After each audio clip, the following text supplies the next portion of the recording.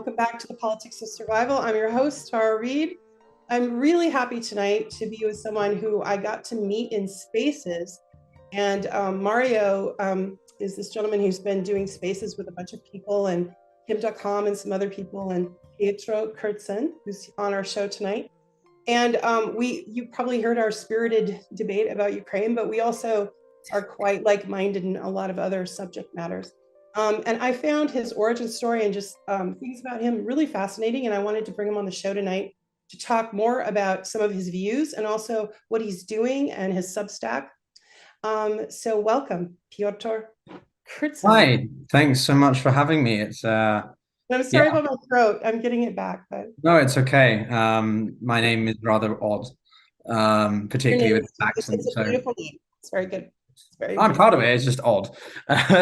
People probably think, oh, that's not the right name for that accent or something like that. But maybe we'll explain that in the next few minutes or something like that. So Pyotr, when I met you on Spaces, you kind of told a little bit about yourself, and I really listened to what you had to say because you have a wide-ranging international knowledge and also experience. You went to Johns Hopkins University. You have traveled to so many countries. And you also have a really interesting story about your parents. And I was wondering if you would share that with our audience tonight.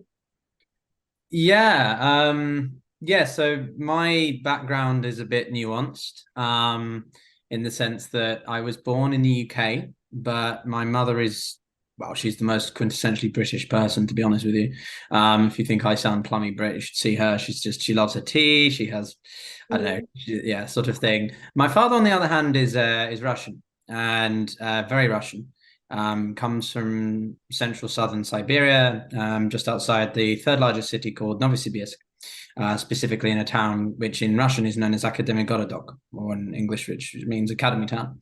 And essentially this was established in, I think, around the 1950s to rival that of the Americans, of that of the West. It was essentially a STEM orientated city or settlement to develop a specific, set of thinkings, practitioners, and so on, academics. And my father was among, he did his PhD in applied nuclear engineering and physics. Wow. And then did and had a minor in, I think, thermonuclear dynamics. My mother is a artist. She does heraldic art, which basically means the coats of arms. If you see on a shield of, say, a unicorn and a lion, so she does quite sort of. Basically, they're opposite ends of the educational spectrum, is how I like to sort of look at it. As well, so I understand. Yeah, all over the place. But so I mean, my parents' story is a little bit long-winded, so bear with me, but it is worth the while. So my mum's a free spirit, and in 1981 she was traveling around Moscow with her best friend Caroline, and they were, I'm probably going to do this shit now and they're going to have a go at me for this, but they were in Moscow. They're young women. They've just graduated university and they're in the middle of the Soviet Union at the height of the Cold War. And, what on earth are they doing? But they were fascinated by Eastern European culture. It was that, enticement of the mystery or the unknown, and the desire to cross the Iron Curtain and see for themselves instead of what was being presented to them. And, they were in the toilet because how many world's crises haven't been resolved by women's, decision-making in girls' toilets, or at least on a night out or something. But, big, important decisions. I'm being slightly facetious, but they got community. Yeah, exactly. And the point being that they got in conversation with another lady, an elderly lady, and they were lost. They looked for the hostel, and they just arrived. And so she took them to a payphone and said, basically dialed a number, and this young man replied. And by Russian standards, he spoke reasonable, coherent English. He then basically turned up about half an hour later because he was on his way back from work, and that was my father. Sergey. Sergey helped Jenny and Caroline, my mother Jenny, to go to their hostel. And then initially Caroline and Sergei had a little bit of a spark, so I could not be here sitting to you if history had paved a different way. But in the end, Jenny and Sergei had a just a natural attraction. Sergei was, well, he had similar hair to mine. Maybe he's probably more handsome than me, but not that I'm that handsome. But like anyway, so he no, I'm kidding. But like he anyway, so they had a resignation, and then at the end of the 3-4 days that they were there, Sergei arrived to the train station with a single red rose in his hand, and he gave it to my mother through the carriage window of the train as they I think it was going back to Warsaw or something like that. So it was basically a sign of we will meet again. And as far as I can remember, when I was young, my mother showed me the rose or Oh, petal or something, so she still has it in like a book flattened. um that's and really. then yeah, and then for about 9 years they stayed in contact, and this is where it gets really interesting because obviously you're not allowed to communicate between Russia and Britain. So my father, and you can find this on the internet, he's done an interview about this, and so I'm going to paraphrase what he said, but he had a friend of a friend who knew a senior member of the diplomatic Iceland embassy, and so he would meet the representative of the Iceland embassy on Gorky Street. Gorky Street is one of the main streets around Red Square in Moscow, and they would meet under the cover of lamplight, and he'd get in the car, and they would just circle around. It's like literally espionage shit, because if someone saw a diplomatic licensed car with a Russian, particularly a nuclear scientist, getting in and out, converting information, that's like nuclear secret kind of risk stuff. So Sergei was literally putting his entire career and possibly more on the line. And he would deliver these letters. Then the letters would go via Iceland, Norway, because the Icelandic embassy was too small, and then down to the UK. And so this would take several months. Jenny would receive the letters or the communications correspondence and reply back. But this went on, could take months, weeks, whatever. So this went on for ages. In that time, my parents moved on, obviously, but they always stayed in touch. And then in 1990, at the end of the Soviet Union collapsed in 1990, Berlin in 1989. Sergei, by this point, had become the head of his department. His thesis professor had become his subordinate, which is quite funny. He was only like 33, so he'd done very well by Russian standards. And he left that to come and visit my mother for, I think, about a month, and then he just didn't really ever go back. So he then made a new life in Britain. They somehow wangled him English residency and then a passport over time, and he had to start all over again, basically. But the bottom line is that if the Berlin Wall, Soviet Union, and all those sorts of things hadn't happened, then I wouldn't be here, which I think is what stimulates my interest in geopolitics, history, and such. So, I would imagine. So that was my long-winded rant. He started all over again. Did he have to? Did he get to do what he was doing, or did he have to go into a different profession?